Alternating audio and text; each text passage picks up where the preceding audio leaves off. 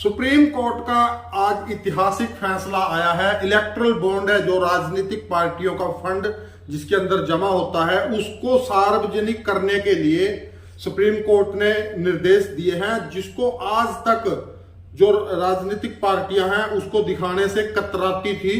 और वो SBI bank है जो उसको अभी तक सार्वजनिक करने से मना कर रहा था। कुछ इस प्रकार के वो अपने दस्तावेज जमा करवा रहा था कि वो थी कि जो चुनाव के बाद में उसको दिखाया जाए।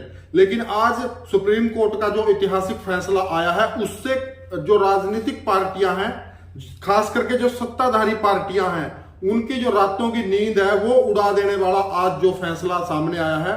और आकाश राणा एडवोकेट हमारे साथ मौजूद है, तो उनसे पूछेंगे कि जो इलेक्ट्रिक बॉन्ड है वो क्या है और क्या कुछ ये पूरा मामला है और इसको लेकर के आगे क्या कुछ फैसले का जो इसके नतीजे निकलने वाले हैं। सबसे पहले सर ये बताएं कि जो इलेक्ट्रल बॉन्ड है वो क्या है, तो क्या मतलब होता है। मंजीत जी, सबसे पहले तो मैं जीत न्यूज के दर्शकों को शुभकामनाएं देता हूं और मैं आपका धन्यवाद करता हूं कि आपने मुझे एक माध्यम दिया जिससे कि मैं अपने आम लोगों तक इस बात को पहुंचा सकूं। क्योंकि इलेक्ट्रल बॉन्ड को लेकर देखिए आम लोगों के अंदर विचारधारा ये है कि इलेक्ट्रल बॉन्ड होता क्या है। देखिए इलेक्ट्रल बॉन्ड ये होता है कि जो राजनीतिक पार्टियां हैं उनको जो भी चंदा मिलता है उसके माध्यम को इलेक्ट्रल बॉन्ड कहते हैं।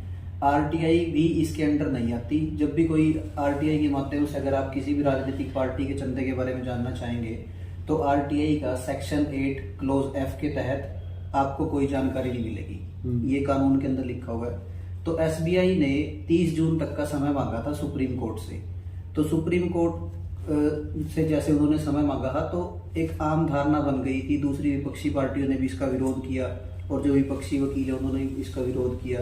तो उन्होंने सुप्रीम कोर्ट में दोबारा से याचिका दायर की थी कि 30 जून तक तो चुनाव हो जाएगा लोकसभा का, और चुनाव के बाद क्या पता क्या रहेगा, किसकी केंद्र में सरकार है किसकी नहीं। तो एक आम धारणा बन रही थी कि ये एसबीआई कुछ मुद्दे को छुपाना चाह रहा है। तो आज सुप्रीम कोर्ट के माननीय न्यायाधीश हैं जो उनकी एक पीठ ने 5 जजेस की जो पीठ है उन्होंने आज सुप्रीम कोर्ट की में जो याचिका दी थी एसबीआई की, उस याचिका को खारिज कर दिया है।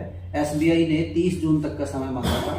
आज उन्होंने माननीय जो अपना सुप्रीम कोर्ट है उन्होंने उनको समय कहा है कि 13 जून तक ये 12 मार्च तक सार्वजनिक करना पड़ेगा आपको।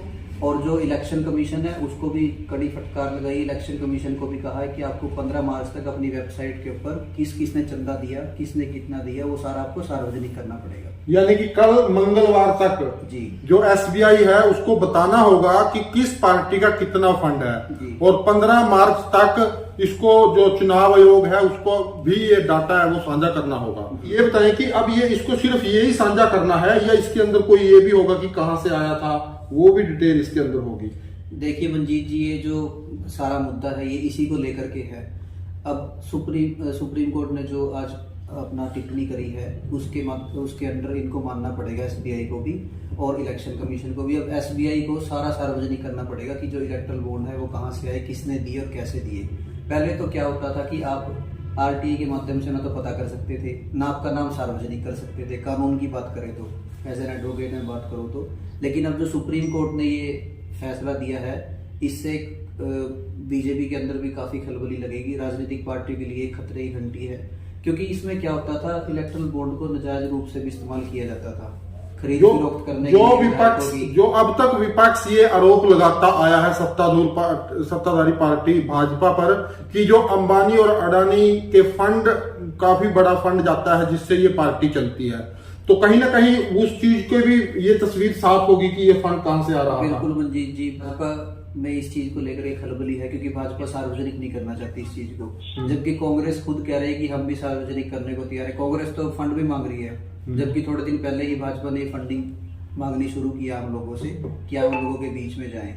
तो अब इससे ये साबित हो जाएगा कि जो खरीद फरोख्त होती है विधायकों की, किसी कोई भी पार्टी करती है उसमें, चाहे भाजपा है या कोई भी, जैसे हिमाचल में कोशिश की सरकार तोड़ने की, तो अब इससे निश्चित तौर पर फटकार लगेगी और राजनीतिक पार्टियों को आने वाले समय में मुसीबत का सामना करना पड़ेगा इस जजमेंट से। तो ये सारे का सारा जो मतलब फटकार लगी है एसबीआई बैंक को लगी है, और एसबीआई का पूरा नियंत्रण है जो केंद्र सरकार पर है। तो कहीं ना कहीं से केंद्र सरकार इसको नियंत्रित कर रही थी कि, और इस पर दबाव बना रही थी कि ये फंड अभी नहीं दिखाना या चुनाव तक का, जो भी उसके कहने पर ये बात हो रही थी, ऐसा माना जा रहा है।